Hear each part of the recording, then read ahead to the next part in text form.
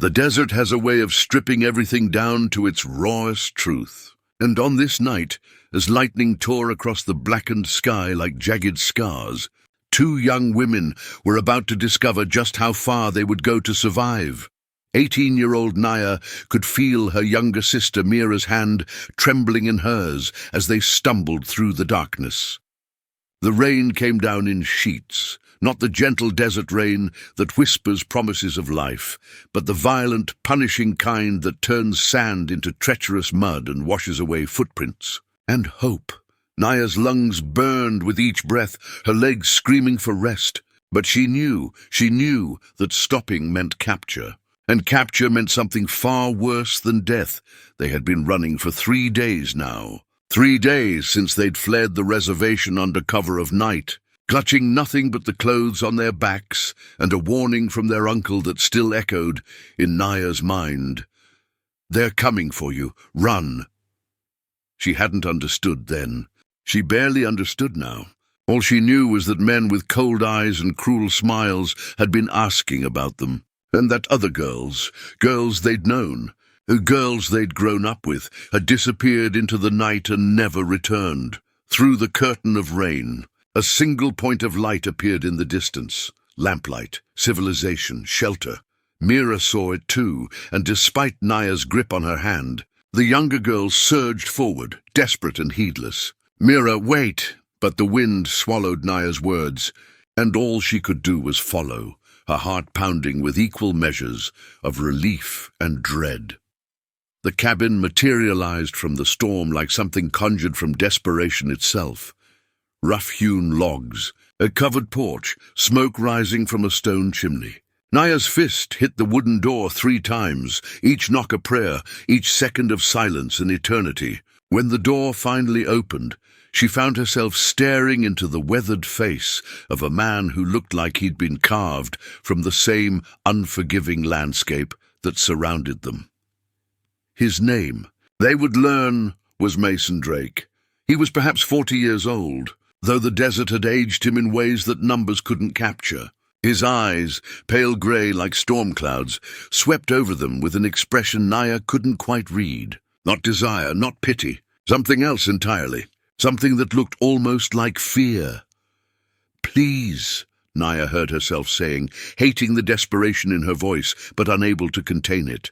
"Please, we need shelter. Just for the night. We won't take much, we won't—" "I know what you're running from," Mason interrupted, his voice rough as wind-worn stone. He glanced past them into the darkness, as if he could see the pursuing shadows even through the storm. "I know why you're here. And I know what it means if I turn you away." Hope fluttered in Naya's chest like a trapped bird. But then Mason's next words landed like stones in still water, sending ripples of confusion and fear through everything she thought she understood. "You can stay," he said slowly, each word seeming to cost him something. "But there's a price, an old price, written in laws older than either of us. You can stay, but only if you agree to marry me before dawn breaks." The silence that followed was broken only by the rain hammering against the roof and Mira's sharp intake of breath. Naya felt the world tilt beneath her feet. Marry him?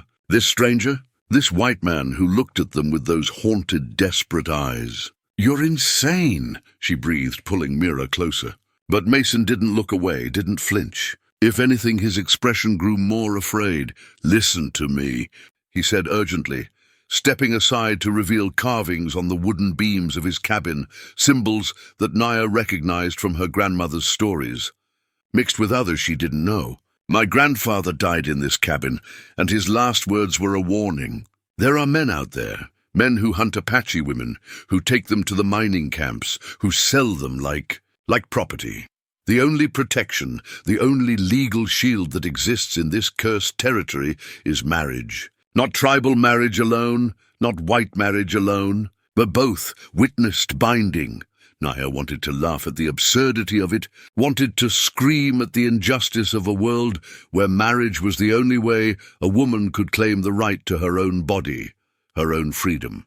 But as she looked into Mason's eyes, she saw no deception there. Only grim certainty, and that persistent, inexplicable fear. Fear not of them, but for them. The law is a weapon, Mason continued, his voice dropping lower. And right now, it's the only weapon I can give you. Your pursuers, they operate within the law's shadows, twisting it to their purposes. But a married Apache woman, under the protection of a white landowner, that's a complication they can't easily overcome. Not without paperwork, not without time enough for you to disappear, or... He trailed off, leaving the alternative unspoken. Mira tugged on Naya's sleeve, her young face pale and frightened. Naya, the men, they're getting closer. I can feel it. And Naya could feel it too, that prickling certainty that had kept them alive these past 3 days, that animal instinct that whispered of predators drawing near. She looked at the storm, at the darkness, at her sister's terrified eyes, and then back at Mason Drake, this stranger offering a devil's bargain, wrapped in desperate protection. Why? Naya demanded, her voice cracking. Why would you do this? What do you get from this? Mason's laugh was bitter, empty. I get to live with myself, he said quietly. I get to not be the man who turned you away. My grandfather, he turned away a woman once. One woman. She was found 3 days later, and what they'd done to her. He closed his eyes, and Naya saw his hands clench into fists. He never forgave himself, made me promise, made me swear. The wind howled through the canyon, like the voices of all the women who had run before, who had sought shelter and found only more darkness. Naya felt the weight of that legacy pressing down on her shoulders, felt the impossible choice narrowing into the only choice. She thought of her mother, dead these past 5 years. She thought of her uncle's warning. She thought of the girls who had disappeared, and she thought of Mira, 16 years old, still so young, still with a future that Naya would die to protect. If we do this, Naya said slowly, each word a small death, if we agree to this arrangement, what happens after? What happens when the sun rises and we're your wives? The word tasted like ashes in her mouth. Mason met her gaze steadily. Then you're protected by law, he said. Then you have the standing to claim sanctuary, to file papers, to exist in the eyes of the government as something other than prey. It's not justice. It's barely even mercy, but it's survival. He paused, then added in a voice so soft it was almost lost in the storm, and when you're ready, when you're safe, you can dissolve it. I won't hold you to anything beyond keeping you alive. Naya looked at her sister, saw the trust there, the faith that her older sister would make the right choice. But what was the right choice when every option felt like betrayal? To accept this stranger's offer meant surrendering something sacred, even if only in name. To refuse meant facing the storm and the men beyond it with nothing but hope and exhausted legs. The desert had taught Naya many things, but the hardest lesson was this. Sometimes survival comes at a cost that can't be calculated until you're standing on the other side of dawn, counting your scars. Before sunrise, Naya said finally, her voice steady despite the earthquake in her heart. You said before sunrise. Why? Why does timing matter? Mason glanced at the carved symbols on the beams again, and for just a moment, something ancient and inexplicable seemed to move in the shadows between them. Because the old laws say so, he replied. And because the men hunting you, they'll be here by sunrise. We don't have much time. There are moments in every life when the world holds its breath. When fate balances on a knife's edge so thin, you can see your reflection in both futures at once. For Naya and Mira, standing in that lamplight cabin while the storm raged outside, this was one of those moments. And the choice, when it finally came, felt less like decision and more like surrender to the inevitable current of a river that had been flowing toward this point all along. We accept, Naya said, the words emerging from some deep place she didn't know existed, some reservoir of strength that tasted like survival and sacrifice in equal measure. Beside her, Mira nodded, her young face set with determination that broke Naya's heart, even as it made her proud. Mason didn't smile, didn't show relief. He simply nodded once sharply and began moving with sudden purpose. He pulled a worn book from a shelf, pages yellowed with age, binding cracked with use. This belonged to my grandfather, he explained, setting it on the rough wooden table that dominated the cabin's main room. "It's a record. Births, deaths, marriages. 3 generations of Drakes, all witnessed here, all bound by the old ways that predate the government and its papers." He dipped a pen in ink, his hands steady despite the weight of what they were about to do. "We need witnesses," Syrah said suddenly, her voice small. "Don't we? For it to be real." Mason paused, his jaw tightening. "We'll have witnesses," he said grimly, "whether we want them or not. They're already close. I can feel it. Men like that, they have a sense for vulnerability, for exact moments when—" He trailed off, but Naya understood. Predators could smell desperation the way wolves scented blood on the wind. And she was right, they both were, even as Mason began to speak the words of the ceremony, blending Apache tradition with frontier ritual in a way that would have been beautiful if it weren't born of such necessity. Naya heard it, the sound of horses outside, of men's voices cutting through the storm with cruel confidence. Her heart lurched, and she saw her own fear mirrored in Mira's eyes. "Keep going!" Naya hissed at Mason, even as the footsteps thundered onto the porch. "Don't stop. Whatever happens, don't stop speaking those words." And Mason, to his credit, didn't falter. His voice rose steady and strong, weaving together promises and protections, tribal custom and territorial law, creating a shield of words and witness. Even as the door shook under heavy fists, the door burst open, and the storm seemed to pour inside with the men. 5 of them, no, 6, led by a man whose face Naya recognized from her nightmares these past 3 days. Clyde Hargrove, tall, well-dressed despite the weather, with the kind of smile that belonged on a snake. "Well now," he drawled, water dripping from his hat. "Seems we've found our lost lambs. Good of you to gather them up for us, Drake." But Mason kept speaking, kept reciting the words of binding, and Naya suddenly understood. This wasn't just ceremony. This was combat. Every word Mason spoke was ammunition, every phrase a barrier being erected in real time. And Hargrove, for all his confidence, knew it too. His smile flickered, uncertainty bleeding through. "You have no authority here, Hargrove," Mason said, finally breaking from the ceremony to face the intruder. "This is private property, and these women are under my protection." Hargrove laughed, but it was a hollow sound. "Protection? These are vagrant Apache girls, Drake. Runaways. The territory has laws about this sort of thing, laws that say I can take them back to the reservation, or to wherever the Bureau sees fit. Then you'd better have papers." Naya heard herself say, her voice ringing clear, despite the fear clawing at her throat. She stepped forward, away from Mira, away from Mason, planting herself between the intruders and everything she loved. "You'd better have warrants and documents signed by federal authority, because under tribal law and territorial law both, I am—" She paused, glancing at Mason, seeing him nod almost imperceptibly. "I am accepting this proposal of marriage here now, before all of you as witnesses." The silence that followed was electric. Even the storm seemed to pause, as if the universe itself was holding its breath. Hargrove's face went through a complicated dance of emotions: surprise, anger, calculation. "You can't be serious," he finally said, but his voice had lost its certainty. "A marriage like that, it's not legal." "On the contrary," Mason replied, moving to stand beside Naya, and she felt the heat of his presence like a wall at her back. "It's entirely legal, under the Indian Intercourse Act of 1834, under territorial marriage law, and under the sacred customs of her people, all of which I'm invoking right now, in front of 6 witnesses."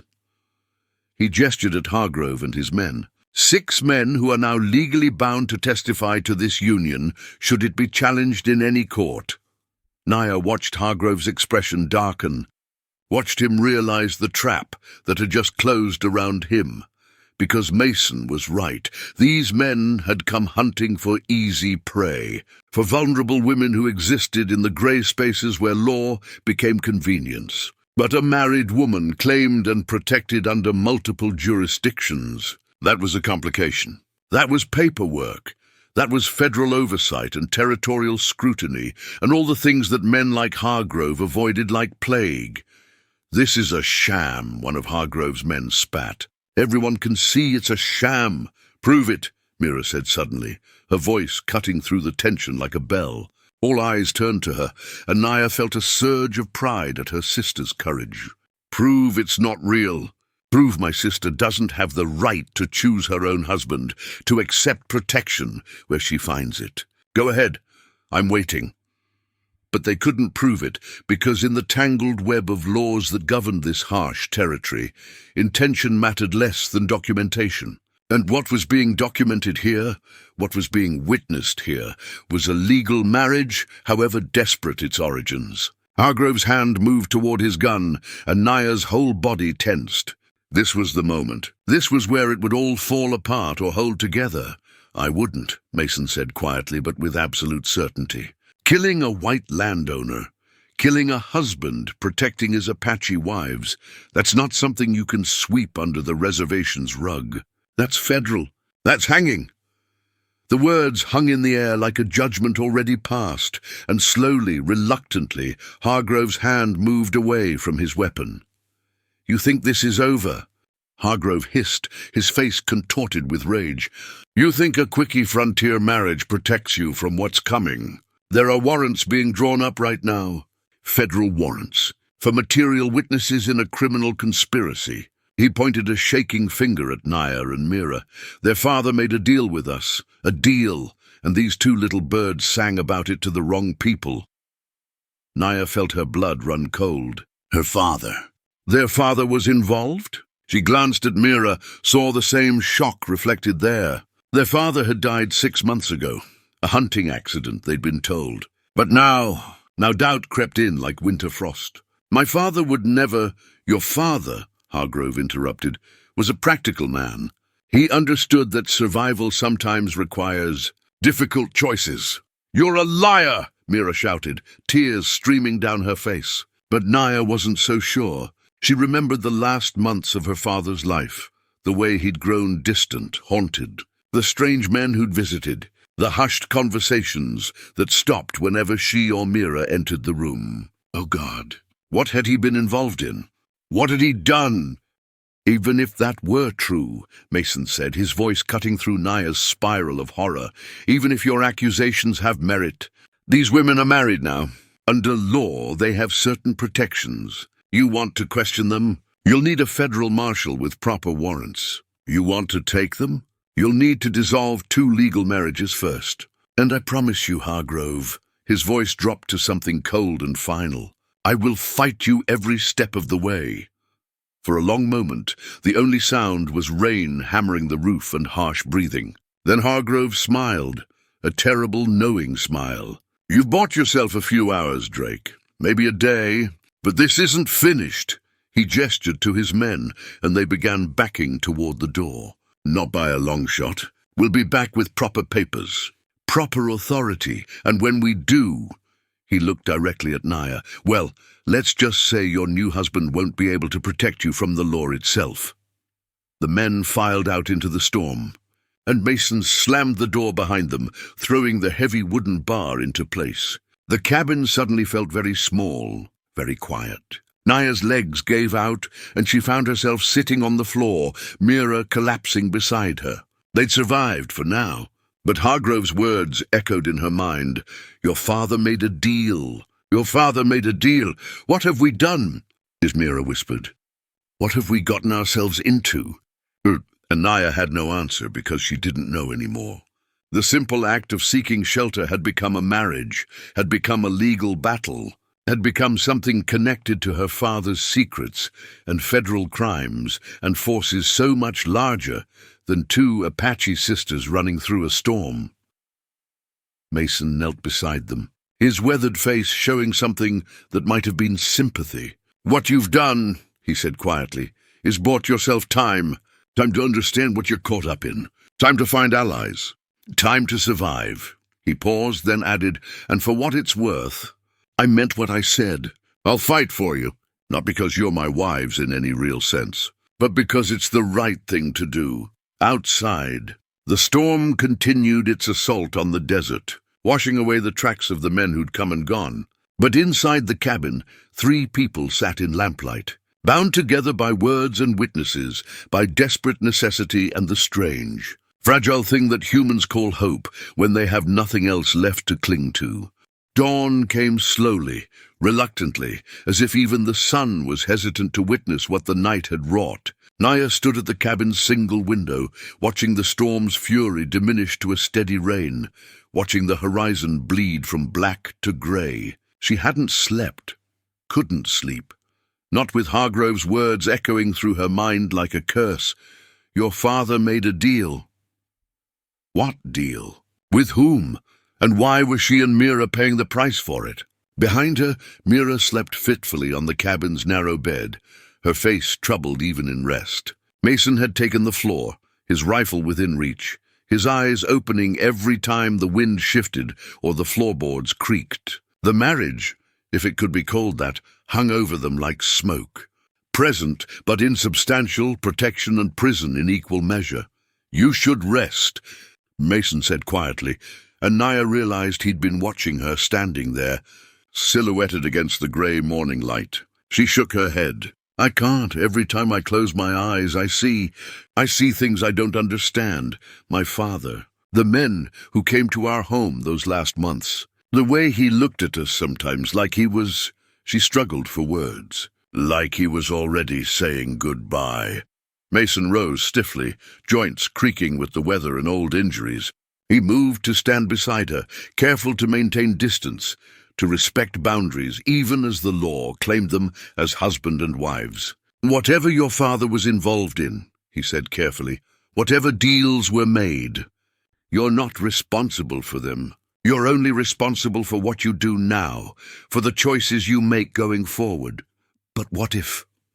Naya's voice cracked. What if we're making everything worse? What if by running, by coming here, by accepting your proposal, we've just pulled you into something that will destroy us all? And it was her deepest fear, given voice at last, that in trying to save themselves, they were spreading the poison, dragging this decent man into depths he couldn't possibly understand. Mason was quiet for a long moment, his gaze fixed on the distant mountains emerging from the storm's retreat. When I was younger, he finally said, I believed the world was simple, good and evil, clear as day and night. Then I spent years in the territory, watching how law could be weapon and shield both, watching how survival made monsters of good people and heroes of unlikely ones. I learned that complexity is the only honest thing. He turned to face her. So yes, maybe we are making things worse, or maybe we're the first resistance in a long chain of wrongs. Either way, I made my choice when I opened that door. The sound of approaching horses cut through the morning quiet like a blade through silk. Multiple horses, more than before. Naya's hand instinctively went to Mira, shaking her sister awake. They're back, she breathed. Mason, they're back. But Mason was already moving. Checking his rifle, positioning himself between the door and the 2 women. Stay behind me, he ordered, his voice taking on a hard edge that Naya hadn't heard before. Whatever happens, whatever they say, you stay behind me, and you let me do the talking. Understood? Naya wanted to argue, wanted to refuse to hide like a frightened child, but she saw the tactical wisdom in it. So she nodded, pulling Mira close. The knock on the door was different this time, official, measured. 3 sharp raps that carried the weight of authority. Mason Drake, a voice called out, and it wasn't Hargrove's drawl, but something crisper, more formal. This is Deputy U.S. Marshal James Fletcher. I need you to open this door and answer some questions regarding 2 Apache women believed to be on your property. A federal marshal. The situation had escalated faster than Naya could have imagined. Mason's jaw tightened, but he called back, You have warrants, Marshal. I have questions, came the reply, and the authority to get them answered. Now open this door before I decide you're harboring fugitives, and we have a much bigger problem. Mason glanced back at Naya and Mira, something complicated passing across his face. Then he lifted the bar and pulled the door open, but only part way, his body blocking the entrance. Outside stood a man in his mid-30s, wearing a marshal's badge and the weary expression of someone who'd ridden through the night. Behind him were 4 more men, all armed, all alert. "Marshal Fletcher," Mason said evenly. "What can I do for you?" Fletcher's eyes swept past him, taking in the cabin's interior with practiced efficiency. "You can start by confirming whether you're currently housing Naya and Mira Whitehorse." The use of their full names sent a chill down Naya's spine. This wasn't casual pursuit. This was specific, targeted. "I'm housing my wives," Mason replied, and Naya heard the emphasis he placed on that word. "Legally married as of last night, witnessed by 6 men, including Clyde Hargrove. If you want to question them, you'll need to respect those legal protections." Fletcher's eyebrows rose slightly. "Married? All of you?" "That was convenient timing, necessary timing," Mason corrected. "Given that Hargrove and his men were pursuing 2 vulnerable women through a dangerous storm with what I can only describe as predatory intent." Fletcher absorbed this, his expression unreadable. Then he said, "I'm going to need to speak with the Whitehorse sisters directly, Mr. Drake, and before you invoke marital protections, you should know that I'm not here on Hargrove's behalf." That stopped Mason cold. "You're not?" "No," Fletcher said, and for the first time something like sympathy entered his voice. "I'm here because Naya and Mira Whitehorse are material witnesses in a federal investigation into corruption and human trafficking within the Bureau of Indian Affairs. They're not fugitives. They're not criminals. They're witnesses we've been trying to locate for the past week, ever since—" He paused. "Ever since their uncle contacted us with evidence of a trafficking network operating on and around the reservation." Naya felt the world tilt again, felt reality reshape itself around this new information. "Their uncle, Uncle Samuel, their father's brother? Samuel contacted you?" she called out, stepping forward despite Mason's restraining hand. "Samuel is alive? He sent us the warning." Fletcher's gaze locked onto her, sharp and assessing. "You're Naya." It wasn't a question. "Yes, Samuel Crowdog reached out to federal authorities 3 weeks ago with documentation of a systematic operation trafficking Apache women to mining camps throughout the territory. Your father—" He hesitated, choosing words carefully. "Your father was part of his evidence." "No," Mira whispered, but Naya felt a terrible certainty settling into her bones. "Tell me," she demanded, her voice steady despite the earthquake inside her. "Tell me what my father did." Fletcher sighed, removing his hat in a gesture that seemed both respectful and resigned. "May I come inside? This isn't a conversation for doorways and audiences." Mason stepped aside, allowing Fletcher to enter, while the other marshals remained outside. The deputy took in the cabin with quick eyes, noting the marriage book still open on the table, the carved symbols on the beams, the way Mira clung to her sister's hand. "Your father," Fletcher began, "was approached by Hargrove's network approximately 8 months ago. They offered him money, significant money, in exchange for information." "What information?" Naya's voice came out raw. "Information about vulnerable families," Fletcher replied quietly. "Apache families with young daughters, families in debt, families that might be susceptible to various forms of pressure. Your father initially refused, but then—" He glanced at Mira. "Then your mother's medical debts came due, and the network offered to clear them in exchange for cooperation." The room swam before Naya's eyes. Her mother's illness, those final terrible months of watching her waste away despite the medicine they couldn't afford. The mysterious benefactor who'd paid for treatments. The way her father had seemed to age years in weeks. "He sold them out," she breathed.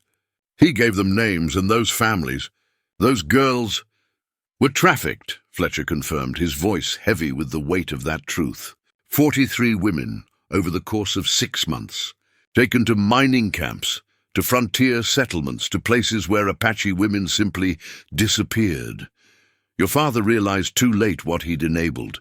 Realized that the men who'd paid him weren't charitable benefactors, but slavers dressed in legal paperwork." Mira made a sound like a wounded animal, And Naya pulled her close, her own grief a storm threatening to break through her carefully maintained control. "So he came to Samuel," she said dully. "Told him everything," Fletcher nodded. "Your uncle began documenting everything, names, dates, transactions. He was building a federal case, but the network discovered what was happening. Your father's death," he paused significantly. "It wasn't a hunting accident." The words landed like bullets, each one finding its mark. Murdered. Her father had been murdered. For trying to make amends. For trying to stop the horror he'd helped create. "And then they came for us," Naya said, understanding flooding through her. "Because we knew him. Because we might know too much. Because your leverage," Fletcher finished. "Samuel is the key witness in this investigation. He has documentation, testimony, evidence that could bring down corrupt officials from the reservation all the way to the territorial capital. But he's also your uncle, and these men knew that threatening you, taking you, would force him to back down." He looked between the sisters. "You running was the smartest thing you could have done. And this marriage," Mason interjected, "was that smart or just desperate?" Fletcher's expression softened slightly. "Given that Hargrove showed up last night, I'd say it was both. It's bought you protection, complicated legal protection that will tie up any attempt to simply disappear these women. But it's also painted a target on your back, Drake. These men don't like complications." "I can handle complications," Mason replied grimly. "What I need to know is, are Naya and Mira safe now? With federal marshals involved?" Fletcher grimaced. "Safe is a relative term. Yes, you're under federal protection as material witnesses. No, that doesn't make you immune to danger. Hargrove and his associates have significant resources and considerable motivation. Until we have them in custody, until the trial is concluded." He didn't need to finish the sentence. Naya felt the full weight of it settling onto her shoulders, the knowledge of what her father had done. The 43 women whose suffering was built on his choices. The target that knowledge had painted on her and Mira. "What do you need from us?" she asked, lifting her chin with a pride that came from her mother, from her grandmother, from all the Apache women who had survived the unsurvivable. "Right now," Fletcher replied, "I need you to stay alive. Stay here. Stay under Drake's protection. Let us do our job. Your uncle is meeting with prosecutors in 2 days. Once we have formal charges filed, we can start making arrests. Until then," he moved toward the door, then paused. "One more thing. Hargrove is desperate, and desperate men are unpredictable. He knows what you represent, the end of his operation, prison time, maybe a noose. He will try something. Let him try," Mason said, a cold certainty in his voice that made Naya believe for the first time that maybe, just maybe, they had a chance. Fletcher studied him for a moment, then nodded slowly. "You're a good man, Drake. Rare thing in this territory. Try to stay that way. And alive." He settled his hat back on his head and stepped toward the door. "We'll have men watching the area, but they'll keep their distance. Can't spook Hargrove before we're ready to move." As Fletcher's footsteps faded and the sound of horses retreating filled the morning air, the 3 people left in the cabin stood in silence, each processing what they'd learned. Naya felt Mira shaking against her, felt her own tears finally breaking through the dam of shock and determination. 43 women, Mira whispered. "Because of Papa, because of US. "No," Naya said fiercely, gripping her sister's shoulders. "Because of men who treat human beings as property. Because of a system that allows it to happen. Papa made terrible choices, but the guilt belongs to the ones who created this nightmare in the first place." She didn't know if she believed it, didn't know if that absolved her father or damned him further. But she knew that Mira needed to hear it. Mason cleared his throat awkwardly. "You two should eat something. Rest." Fletcher was right about one thing. Staying alive means staying strong. It was practical advice, grounded in frontier wisdom, but Naya heard the care beneath it. This man, who'd married them out of desperate necessity, was proving himself genuine in ways that mattered more than ceremony. As Mira moved toward the small kitchen area, Still crying softly, Naya caught Mason's arm. "Thank you," she said quietly. "For opening your door, for offering protection, for being decent in a world that seems to have forgotten what that means." Mason looked uncomfortable with the gratitude, but he nodded. "We're not through this yet," he reminded her. "Hargrove is still out there, and men like him, they don't give up." Naya glanced toward the window, toward the clearing skies that seemed to mock the storm still raging in her heart. "No," she agreed softly, "they don't give up. But neither do we." And in that moment, standing in the morning light of her unwanted wedding day, bound to a stranger by necessity and the ghost of her father's sins, Naya Whitehorse made a silent vow.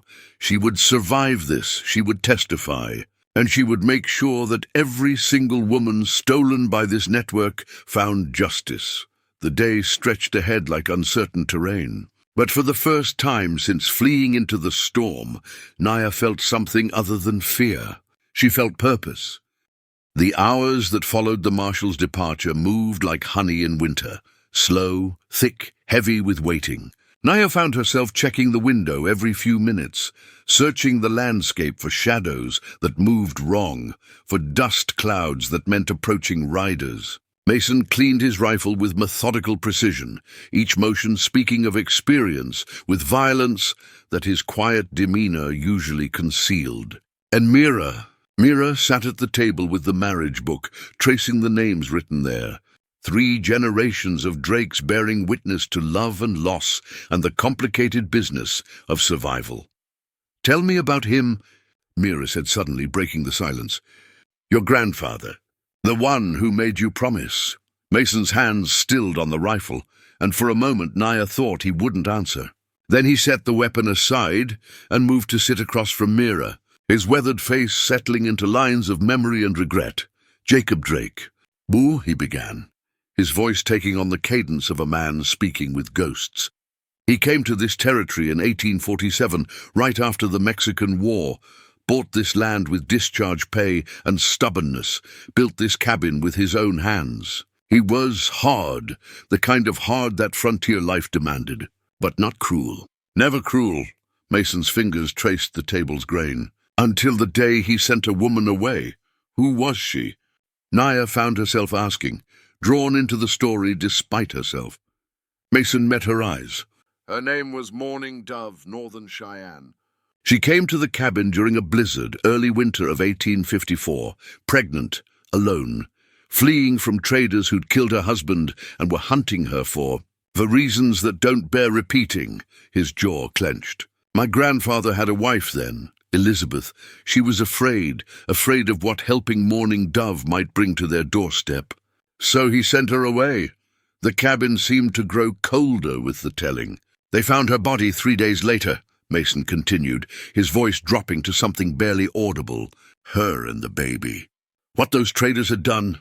Elizabeth never spoke again after seeing it. Just sat by the window and wasted away until she died that spring. "And my grandfather," he closed his eyes. "He carved those symbols on the beams, protection symbols from a dozen different traditions. He wrote in this book every night, documenting every person who passed through, every shelter given, every traveler fed. And he made me promise, swear, that I would never turn away a woman seeking sanctuary." "No matter the cost," Mira whispered, understanding blooming across her young face. "No matter what it brought to your doorstep." Mason nodded. "No matter what. Because some promises, they're not made to the living, they're made to the dead, and those debts can never be repaid only honored forward." It was the most he'd said since they'd arrived, and Naya felt her understanding of this man shift and deepen. Before anyone could respond, a sound cut through the afternoon air, a single gunshot, sharp and clear, coming from somewhere beyond the ridge. Mason was on his feet instantly, rifle in hand, moving to the window with fluid speed. "That's a signal," he said grimly. "The marshals. It means—" His words were drowned by the thunder of approaching horses, many horses coming fast. "Get away from the windows," Mason barked, all softness gone from his voice. "Both of you, now." Naya grabbed Mira and pulled her toward the back of the cabin, behind the heavy furniture that Mason was already positioning into makeshift barriers. Through the window, she could see them coming. 12 riders, maybe more. Hargrove in the lead, with something wild and desperate in his eyes. They didn't knock this time. The door shuddered under the impact of a boot, then another, the wooden bar holding but groaning under the assault. "This is over, Drake." Hargrove's voice carried through the walls. "The marshals are dead or dying. Fletcher took a bullet trying to be a hero. There's nobody coming to save you, nobody to witness what happens here. You send those girls out now, or we burn you all alive." Naya felt her stomach drop. The marshals, dead, Fletcher who'd been trying to help them. The full horror of what they faced crashed over her like a wave. These weren't just traffickers operating in shadows. They were men willing to kill federal officers, willing to wage war rather than face justice. They had nothing to lose. "Mason," she breathed, her voice shaking. "Mason, you can't die for us. You can't. Just let us go. Let us—" "No," Mason interrupted, his voice iron. "You don't understand. If you go out there, if I let you go, then Morning Dove died for nothing. Elizabeth died for nothing. My grandfather's promise becomes just more dust. No!" He checked his rifle, his movements precise despite the tremor in his hands. "We hold until help comes, or we don't hold at all." "What help?" Mira cried. "You heard him. The marshals are dead." But Mason's gaze had gone distant, calculating. "Hargrove said Fletcher took a bullet." "He didn't say Fletcher was dead. And he said the marshals were dying, present tense. Which means some of them are still alive, still fighting, still able to get word out."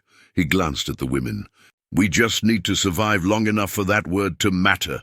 The door shuddered again, harder this time, and Naya heard wood beginning to splinter. Minutes. They had minutes at best. Her mind raced, searching for options, for anything that might give them an edge. Then her eyes fell on the carved symbols on the beams, on the protection marks that Mason's grandfather had etched with grief-stricken hands. An idea formed, desperate and uncertain. "The law protected us before," she said rapidly. "The marriage made us untouchable because of witnesses. What if we make them witnesses again?" And Mason frowned, not understanding, but Naya was already moving, already pulling Mira with her toward the window. "Hargrove!" she shouted through the glass. "Clyde Hargrove, I'm invoking territorial law. I'm calling formal testimony." The assault on the door paused. Through the window, Naya could see Hargrove's face twisted with confusion and rage. "What are you talking about, girl?" "Under territorial law, section 47, Naya continued, praying her memory of her uncle's law books was accurate. "Any citizen may invoke formal testimony in the presence of 3 or more witnesses regarding criminal conspiracy. You want us? You'll get us. But first you'll hear what we have to say. With every man out there standing as legal witness, it was a desperate gambit, buying time with nothing but words and half-remembered legal precedent. But Hargrove hesitated, and in that hesitation Naya saw calculation. "What makes you think I care about legal testimony?" he called back. "What makes you think any of us will let you speak?" "Because," Naya replied, her voice ringing with borrowed courage, "if you kill us before we testify, before we speak our piece in front of witnesses, you're not just traffickers, you're murderers, and murder brings attention you can't afford." Mason caught on, moving to stand beside her. "She's right, Hargrove. Right now, you're operating in shadows, using paperwork and corruption to cover your tracks. But if you burn down this cabin with us inside, if you silence testimony before it can be given, that's visible, that's loud, that brings federal investigation you can't buy off or threaten away." His voice took on an edge of dark humor. "And I know you, Clyde. You're many things. But you're not stupid." The silence stretched, broken only by nervous shuffling from Hargrove's men and the distant sound of gunfire. The marshals were still fighting, still alive somewhere beyond the ridge. Finally Hargrove laughed, but it was a bitter, ugly sound. "Fine," he spat. "Fine, you want to testify? You want witnesses? Let's hear what lies you've concocted. Every word just digs your graves deeper anyway. The door crashed open, and Hargrove strode in with 4 of his men, guns drawn, faces hard. Naya forced herself to stand tall, to meet his gaze without flinching even as terror screamed through her veins. This was it. This was the moment where words became weapons or worthless breath. "On the night of March 14th, she began, her voice steady despite everything, "my father, Thomas Whitehorse, came to our home with a man he introduced as a benefactor from the Bureau of Indian Affairs." "Your father was a traitor," Hargrove interrupted. But Naya raised her voice, speaking over him. "My father provided information under duress and financial coercion. Information about 43 Apache families. Within 6 months, women from each of those families disappeared, ages ranging from 16 to 32. All taken to mining camps and frontier settlements where they were. She had to stop, had to swallow the horror. Where they were sold. Lies, one of Hargrove's men snarled, but Naya saw doubt flickering across other faces. These men were witnesses now, whether they wanted to be or not, and witnesses remembered. "My uncle, Samuel Crow Dog, documented every transaction," she continued. "Names, dates, amounts paid. The network extends from the reservation through the territorial capital. Bureau officials, land agents, mining company representatives. Over $400,000 exchanged over 18 months. Hargrove's face had gone pale, then red, then something beyond rage into cold certainty. "You've just confessed to knowing too much," he said quietly, and Naya saw his hand tighten on his gun. "You've just confessed to being a problem that needs permanent solving." He raised the weapon, pointing it directly at her heart. "Testimony's over, sweetheart. Time to—" The gunshot that echoed through the cabin didn't come from Hargrove's weapon. It came from the doorway, where a figure stood silhouetted against the afternoon sun. A figure Naya recognized with a shock that stole her breath. "Uncle Samuel," Mira gasped. And indeed it was. Samuel Crow Dog, weathered and fierce, holding a rifle that still smoked from the warning shot he'd fired into the ceiling. "Step away from my nieces," Samuel said, his voice carrying the weight of granite and grief and fury carefully controlled. Behind him more figures appeared, Apache men, reservation police, and Marshal Fletcher, bloodied but alive, supported by 2 of his deputies. "The siege is over, Hargrove. Your men are surrounded. Your operation is finished." For a moment everything hung in balance, guns drawn on all sides, accusations and evidence and desperation creating a powder keg that could explode with a single wrong move. Then Hargrove did something Naya didn't expect. He smiled. "You think this ends here?" he asked, and there was genuine amusement in his voice. "You think I'm the top of this chain? I'm middle management, the people really running this. They're in government buildings, wearing fancy suits, making speeches about civilization and progress. Then they'll hang too," Samuel replied flatly. "One corrupt official at a time, one trial at a time, until the whole rotten structure comes down. Starting with you." He nodded to Fletcher, who moved forward with manacles, his deputies covering the other men. As Hargrove's wrists were locked in iron, as his men were disarmed and restrained, Naya felt something inside her finally break open. Not fear this time, but something else entirely. Relief mixed with grief, mixed with rage, mixed with exhaustion. It all poured out in tears she couldn't control, in sobs that shook her whole body. Mira was crying too, and then they were holding each other, and Mason was standing awkwardly nearby, and Samuel was there, wrapping them both in arms that smelled like sage and leather and home. "You're safe now," he murmured into their hair. "You're safe. I'm so sorry I couldn't protect you sooner, couldn't spare you this. But you're safe now, and I swear on your father's grave, on your mother's memory, this will never happen again." And Naya believed him. Believed it with every fiber of her being, even as she knew the nightmares would take years to fade. Fletcher limped over, pressing a cloth to the wound in his shoulder. "Your testimony," he told Naya and Mira. "What you said in there with witnesses present, that's admissible. Every man in this room heard you invoke formal legal proceedings. Hargrove and his associates just became witnesses to their own crimes." He allowed himself a pained smile. "Smart thinking, desperate, but smart," As the prisoners were led away, as order slowly reasserted itself from chaos, Mason approached Samuel with careful respect. "Your nieces," he said. "They're legally my wives. Married last night under pressure, but witnessed and binding. I want you to know, I intend no dishonor. When they're ready, when they're safe, the marriages can be dissolved. They owe me nothing." Samuel studied him for a long moment, then extended his hand. "My brother made terrible choices," he said quietly. "But his daughters, they chose well when they chose your door to knock on. And thank you, Mason Drake. Thank you for keeping them alive." The handshake between the two men felt like more than courtesy.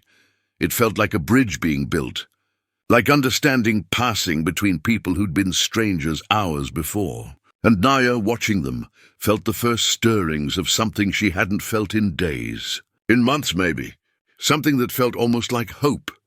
The days that followed existed in a strange, liminal space between crisis and resolution, between the violence that had been and the justice that was slowly, inexorably coming. Naya and Mira remained at Mason's cabin, under federal protection now, while the machinery of law ground forward with painful deliberation. Samuel stayed too, sleeping in the barn he helped Mason repair, spending his days riding between the ranch and the territorial capital where prosecutors were building their case.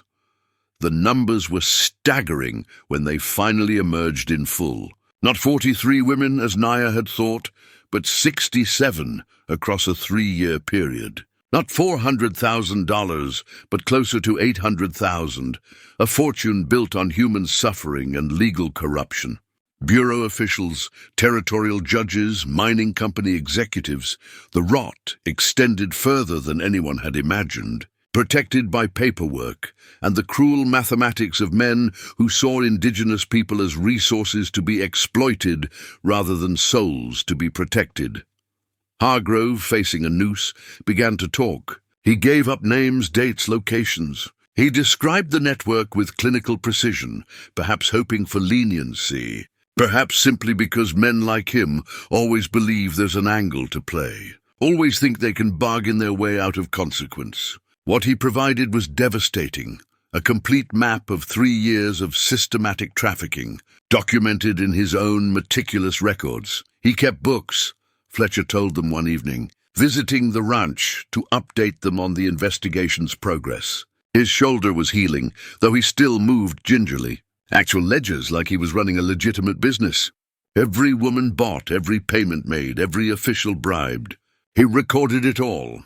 The marshal shook his head in disgust. His lawyer tried to argue the records showed systematic organization, proved he was just following orders from higher-ups. The prosecutor pointed out that keeping receipts for human trafficking doesn't make you less guilty. Mira, who'd been sitting quietly through these updates, finally spoke. "The women," she said, her voice small but determined. "The 67 women. What happened to them? Can they be brought home?" It was the question that haunted Naya, too, that kept her awake at night, counting lives like prayer beads. 67 souls scattered across the territory. Some perhaps dead, some perhaps wishing they were. Fletcher's expression grew heavy. "We're trying," he said. "Federal agents are visiting every mining camp, every settlement mentioned in Hargrove's records. So far," he paused, choosing words carefully. "So far we've located 23. Some are willing to come back. Others—" He trailed off, but the implication was clear. Some wounds went too deep for homecoming. Some survival required leaving everything behind. Even the possibility of return. 23, Naya repeated, feeling the weight of those other 44 like stones in her chest. 23 out of 67. 23 alive, Samuel added quietly from where he stood by the window. That's more than we dared hope for when we started, and more are being found every day. The camps are vast, the territory wider, but we're looking, we're finding them. The trial began in late autumn, when the desert heat had finally broken and the air carried hints of winter. Naya and Mira testified, all of it on record, all of it witnessed by a courtroom packed with journalists, federal observers, and a public that was finally paying attention. Naya spoke about her father's involvement with a throat tight with grief and shame, but she spoke clearly, letting the truth stand unvarnished. "Thomas Whitehorse was my father," she told the court, "and he participated in these crimes under financial duress, paying for my mother's medical care with information that led to dozens of abductions. When he tried to make amends, when he went to his brother with evidence, he was murdered." Her voice didn't break. She wouldn't let it. "His guilt doesn't erase theirs. His crime doesn't excuse the system that created this horror. But I won't lie about what he did, even to protect his memory. It was perhaps the hardest testimony she'd ever given. Harder even than describing the flight through the storm, the desperate marriage, the siege. Because this was about family, about the complicated legacy of a man who tried to save one life and destroyed dozens in the process. But the courtroom listened, and the jury listened, and the record would show that Naya Whitehorse hadn't hidden behind convenient lies. Samuel testified too, presenting the documentation he'd gathered, bank records, letters, sworn statements from families who'd lost daughters. His voice remained steady throughout, though Naya could see the cost in the lines around his eyes, in the way his hands gripped the witness stand. "My brother made a terrible mistake," he told the court. "He paid for it with his life.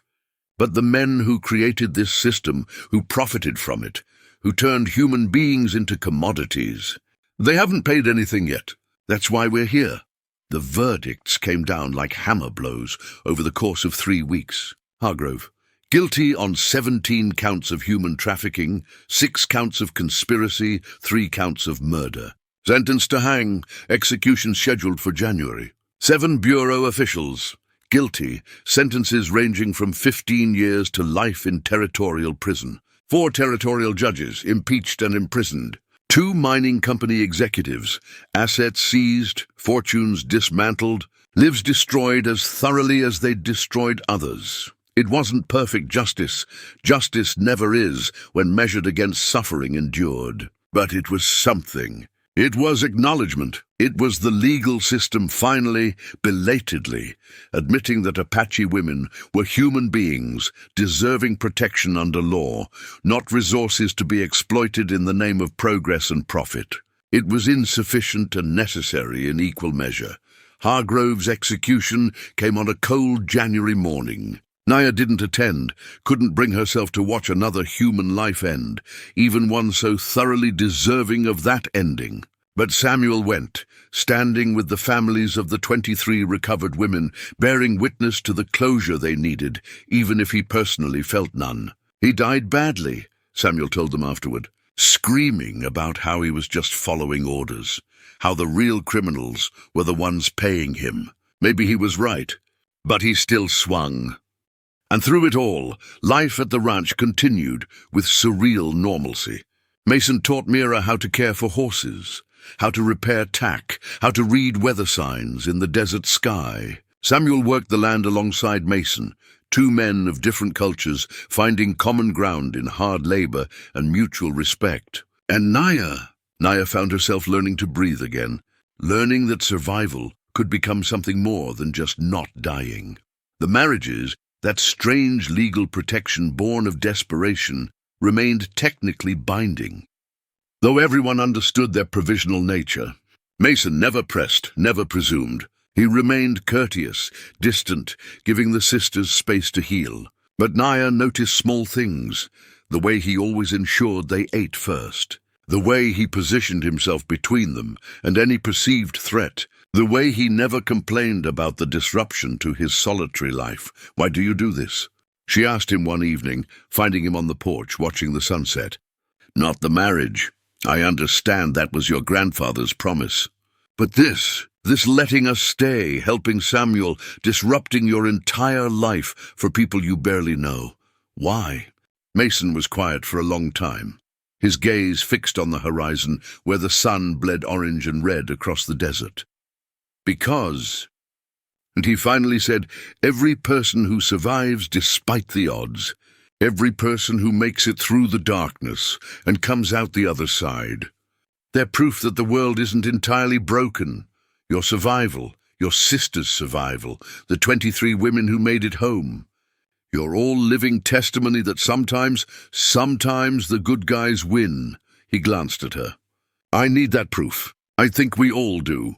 It was perhaps the most honest thing he'd said since that first night, and Naya felt something shift inside her. A wall crumbling, a door opening just slightly. "The marriage," she said carefully. "When this is all, when everything settles. You said it could be dissolved." "It can," Mason confirmed. "Whenever you want. No obligations, no expectations. You're free, Naya, you and Mira both. And if—" She struggled with the words, surprised to find herself even considering what she was about to say. "And if we didn't want to dissolve it? Not because of necessity or protection, but because—" She couldn't finish, couldn't quite voice the possibility that was growing in her heart, like an unexpected flower in desert sand. Mason turned to face her fully, his weathered face showing surprise and something else, something that might have been hope. "Then we'd figure it out," he said quietly. "Day by day, no pressure, no assumptions. We'd figure out what this could be instead of what it was forced to be." It wasn't a declaration of love. It was too soon for that, too complicated. But it was possibility. It was the first glimpse of a future that might contain something other than survival. That night, lying in bed with Mira sleeping beside her, Naya stared at the carved symbols on the cabin's beams, protection marks etched by grief, maintained by promise, honored by deed. And she thought about Morning Dove, about Elizabeth, about her own father, and the choices that had brought them all to this impossible moment. She thought about 67 women, and the 44 still lost. She thought about justice delivered and healing still needed, and she thought, maybe this is how we survive the unsurvivable. Not by forgetting, not by pretending the horror didn't happen, but by building something new on top of the ruins. By honoring the dead with lives lived fully, by transforming desperate necessity into genuine connection, by refusing to let trauma have the final word. It wasn't redemption. Redemption was too big, too absolute. But it was continuation. It was the decision to keep living despite everything. Outside, the desert night settled over the ranch like a blessing. And inside, 3 damaged people and 2 scarred souls found themselves becoming something that surprised them all. A family, assembled from desperation and choice in equal measure, held together by shared survival and the tentative hope that maybe, just maybe, the world could be better than it had been. 3 months later, the desert had transformed. Spring came to the territory with subtle magic, wildflowers emerging from seemingly dead earth, creeks running with snowmelt from distant mountains, the air itself feeling different, softer, carrying promises of renewal. The ranch changed too, but in ways that had nothing to do with seasons and everything to do with the people who now called it home. Naya stood in the garden she and Mira had planted, her hands deep in rich soil that had been coaxed to life with water and hope and stubborn determination. Tomatoes, beans, squash, crops her grandmother had taught her to grow, crops that connected her to ancestors and tradition even here. In this place that had once been merely refuge, but was becoming something else entirely, something like home. The legal paperwork had been finalized the previous week. The marriages, those desperate bonds forged in storm and siege, remained intact, but now by choice rather than necessity. Naya had sat with Mason and Mira and Samuel around the kitchen table, discussing it with the careful honesty that had become their way. "We're not the same people we were that night," Naya had said. "We've changed. This place has changed us. And I think I want to see where this goes. Not as survival strategy, but as life." Mason had smiled then, a real smile, the kind that transformed his weathered face into something younger, more hopeful. "I'd like that," he'd said simply. And Mira, surprising everyone, had added, "I'd like to stay too. Not as anyone's wife, that was always strange for me, and we all know it. But as family, as sister to Naya, and maybe sister to Mason too, if that's allowed." The joy on Mason's face at being claimed as family had been profound, so they'd revised the arrangements with federal approval.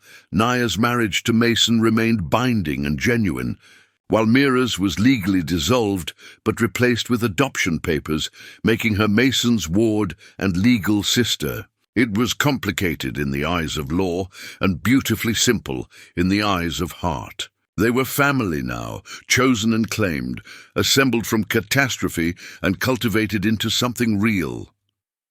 Samuel had stayed on too, building himself a small cabin on the western edge of Mason's property. He divided his time between ranch work and traveling throughout the territory, helping coordinate the ongoing search for missing women and serving as advocate for Apache families, navigating the complex legal aftermath of the trafficking network's collapse. His presence had become anchor and bridge both, connecting the sisters to their heritage while helping Mason understand the complexities of the world his wives came from. The recovered women, those 23 souls who'd been found and brought home, remained a constant presence in Naya's thoughts. Some had returned to the reservation, rebuilding lives with families who'd never stopped searching. Others had chosen different paths, unable to face the memories that home would trigger. 3 had settled nearby. On land Samuel had helped them purchase with restitution money from the trial. One of them, a woman named Claire Morningstar, visited the ranch regularly. She was perhaps 30 years old, though suffering had aged her, and she'd spent 14 months in a mining camp before federal agents located her. She didn't speak much about that time, maybe never would, but she'd taken to helping Naya with the garden, finding something therapeutic in coaxing life from Earth. "It's the control," she explained one afternoon, her hands gentle on tomato seedlings. "In the camps, we had no control over anything. Not our bodies, not our time, not our futures. But here," she patted the soil carefully around a plant, "here I decide where this goes, how much water it gets, whether it thrives or not. Small thing, maybe. But it's mine." Naya understood completely, because she felt the same thing every time she made a choice about her own life. The ranch had become something of an informal sanctuary. Other women, survivors of different traumas, refugees from different situations, found their way to Mason's door. He never turned anyone away, honoring his grandfather's promise over and over. Some stayed days, some weeks, some put down roots and became part of the growing community. The single cabin expanded into cluster of dwellings, the lonely ranch into settlement. Mason seemed to grow younger with each new arrival, each person claiming sanctuary on his land. "This is what it was supposed to be," he told Naya one evening, watching smoke rise from a half-dozen cookfires across the property. "Not isolation and penance, but community, connection. My grandfather lived alone with his guilt until it killed him. But maybe," he gestured at the growing settlement, "maybe this is how we break that cycle. By opening doors instead of closing them." The territory's government, pressured by federal oversight and public outcry following the trial, had begun implementing reforms. New protections for indigenous women, stricter oversight of bureau officials, legal pathways for reporting abuse without fear of retaliation. It wasn't enough, would never be enough measured against the suffering already endured, but it was movement in the right direction. Progress measured in inches, but progress nonetheless. Naya had become involved in advocacy work alongside Samuel, traveling to the territorial capital to testify before committees, to speak at public forums, to put a human face on legislative proposals. She discovered she had a gift for it, for taking complex legal concepts and translating them into stories that people could understand, could connect with emotionally. "You have your mother's way with words," Samuel told her proudly, "and your father's strategic mind before it got twisted by desperation. She'd made peace with her father's memory, or as close to peace as was possible. She understood now that good people could make catastrophic choices when pressure was applied in the right ways, when desperation overrode judgment. It didn't excuse what he'd done. The 67 women made sure of that. But it made him human rather than monster. Complicated, flawed, real. Mira had blossomed in ways that filled Naya with fierce pride.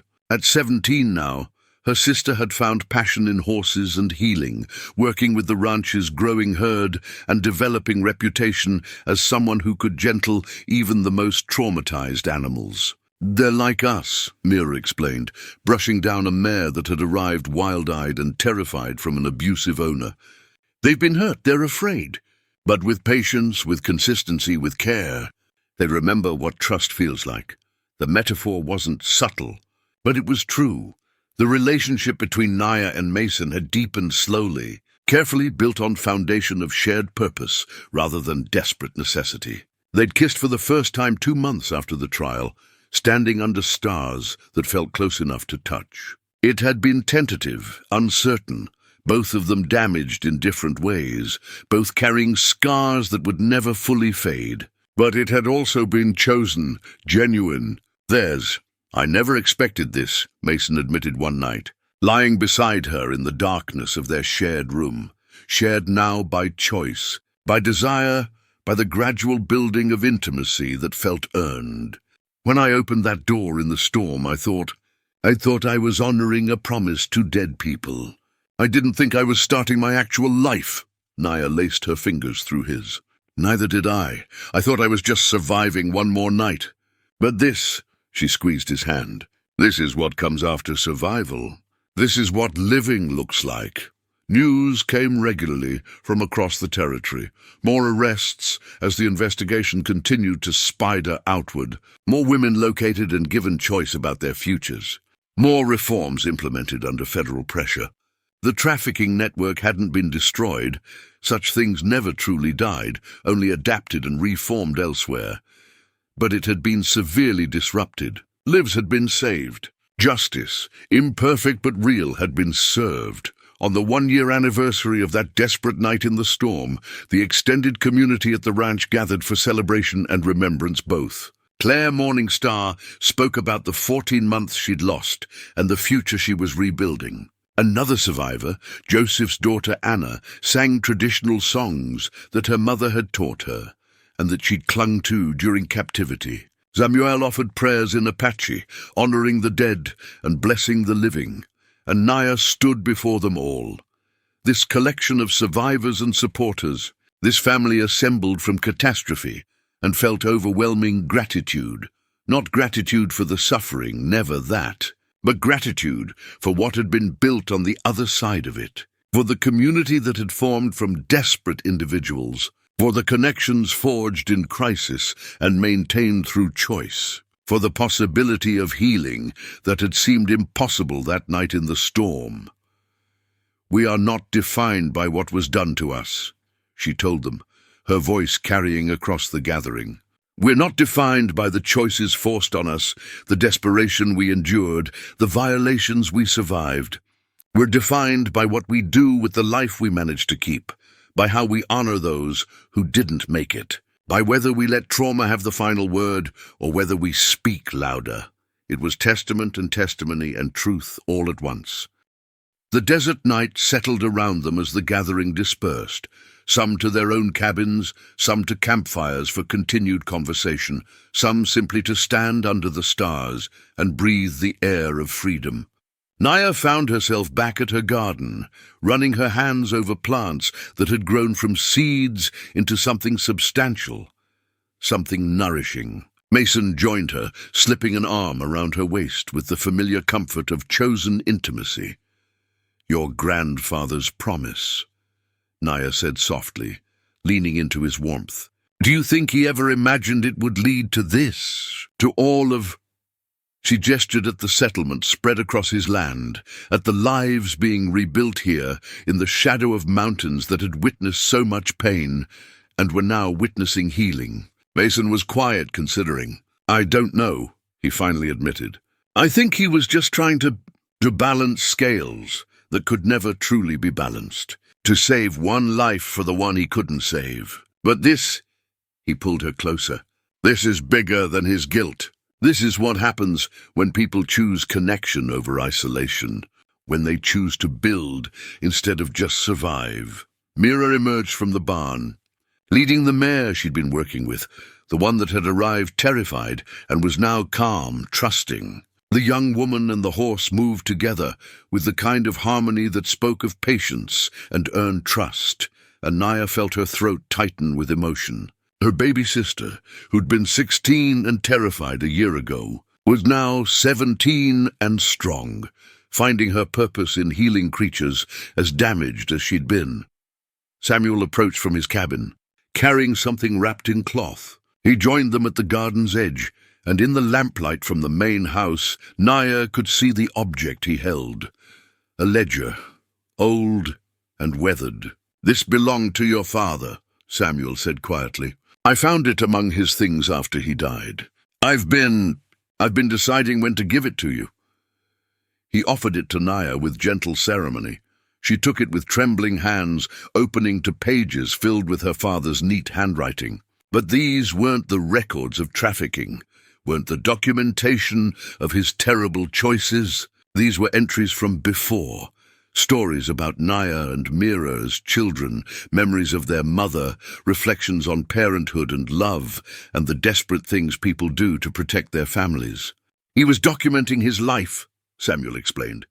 The good parts before everything went wrong. I thought you should have it. So you remember that he wasn't just his worst choices. Tears slid down Naya's face as she read her father's words, his love for them evident on every page. The man who'd made catastrophic decisions had also been the man who'd stayed up all night when Mira had fever, who'd taught Naya to track animals, who'd loved their mother with everything he had. Both versions were true, the loving father and the desperate collaborator, the devoted husband and the trafficker's informant. People were complicated. Forgiveness was complicated. Memory was complicated. "Thank you," she whispered to Samuel, clutching the ledger to her chest. "Thank you for giving me back the father I remembered before he became the man who—" She couldn't finish, but Samuel understood. He pulled both sisters into an embrace, and Mason stepped back respectfully, giving them space for family grief and healing. Later, much later, when the settlement had quieted and most lamps had been extinguished, Naya sat at the table where she'd first agreed to Mason's desperate proposal. The marriage book was open before her, and she added her own entry in careful script. 1 year since Naya Whitehorse and Mason Drake joined lives out of necessity. 1 year since survival became the foundation for something more. This settlement, this community, this family, we are testament to what grows when people choose connection despite trauma, when they honor the dead by living fully, when they refuse to let darkness have the final word. She signed it and dated it, then added names of everyone who'd found sanctuary here over the past year. 23 names and counting, each one a life reclaimed, a future rebuilt, a victory against the forces that had tried to break them all. The ledger had once recorded marriages born of love and tradition.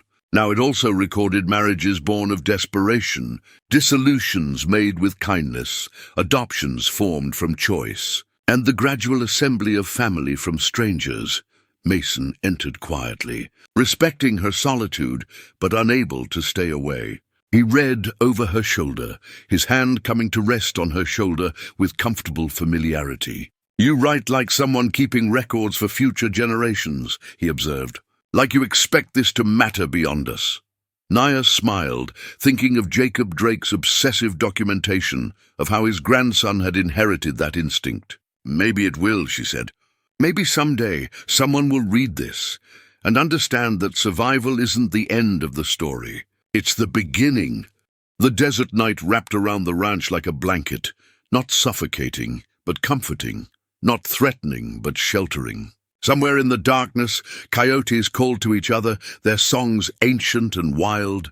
Somewhere beyond the mountains, the territory continued its messy, complicated progress toward justice. Somewhere in mining camps and settlements, women were still suffering, still waiting for rescue that might never come. But here, on this patch of earth that had once been one man's penance and had become many people's refuge, there was light. There was healing. There was the daily choice to keep building, keep growing, keep honoring the survivors by surviving beautifully instead of just barely. It wasn't perfect. It wasn't complete. But it was real, and it was theirs. And it was proof that even in the harshest landscape, even after the cruelest storms, life could take root and flourish. Naya closed the ledger and stood, taking Mason's hand. Together they walked to the doorway, looking out at the settlement they'd helped create. This accidental community, born from one desperate night and cultivated into something that would outlast them all. "Your grandfather would be proud," Naya said softly. "Not because you kept his promise, though you did, but because you understood what the promise meant. That sanctuary isn't just shelter from storms, it's the choice to keep opening doors, keep extending hands, keep building connection even when isolation would be easier." Mason pulled her close, and they stood there in the doorway between darkness and lamplight, between past and future, between the people they'd been and the people they were becoming. "We did this together," he reminded her. "You, me, Mira, Samuel, Claire, Anna, everyone who chose to stay, to build, to believe in something better." It was true. No single person had created this place. It had been assembled from shared courage, from collective determination to transform survival into thriving. In the distance, dawn was beginning to touch the horizon, not the violent dawn that had followed their desperate wedding night, but a gentle one, promising warmth and growth and another day of possibility. Naya thought about all the women who hadn't survived to see mornings like this, about her father who died trying to make amends, about Jacob Drake and Mourning Dove and Elizabeth and all the ghosts that haunted this place with their absence. And then she thought about the living, about Mira's laughter when working with horses, about Claire's careful tending of tomatoes, about Samuel's prayers that wove past and present into blessing, about Mason's steady presence that had proven genuine over and over. She thought about the children that would someday play in this settlement, about the stories that would be told of how it all began, about the legacy they were building from catastrophe. "We should sleep," Mason murmured, though neither of them moved. "Tomorrow there's work to do. That new family arriving, the fence repairs, the meeting with territorial officials about expanding protections." He trailed off, the endless list of responsibilities stretching ahead of them. But Naya heard beneath his words the thing he wasn't saying, that he was glad for the work, glad for the purpose, glad for the life that had unexpectedly blossomed from his grandfather's guilt-driven promise. "Tomorrow," Naya agreed. But for now, they stood together in the doorway, bearing witness to the dawn, to the settlement finding its light, to the beginning of another day in lives reclaimed from darkness. It wasn't the ending anyone would have chosen. Too much suffering preceded it, too many scars remained, too many women were still lost. But it was an ending, and more importantly, it was a beginning. And sometimes that's all survival can give us, the chance to keep beginning over and over, until the beginnings outnumber the endings, and life becomes something more than just the absence of death.